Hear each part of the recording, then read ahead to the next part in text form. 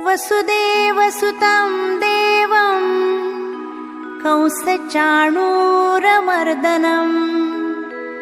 देवकी परमानन्दं श्रीकृष्णं वन्दे जगद्गुरुम् सह्याद्रिशिखरे रम्यम् अनसूयात्रिनन्दनम् तं वन्दे परमानन्दं श्रीदत्तात्रेयं जगद्गुरुम् फलस्थनगरे जातं द्वारावत्यां निवासिनं नौम्यहं चक्रपाणिं तं जनकद्विजनन्दनम्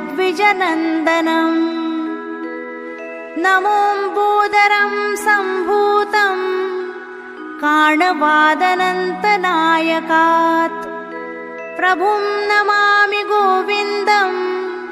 जीवाविद्याविभञ्जकम् पुत्रं विशालदेवस्य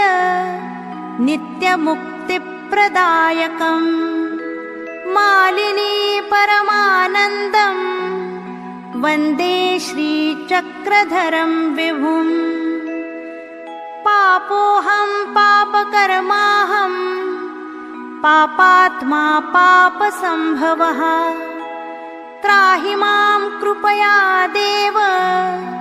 शरणागतवत्सलः।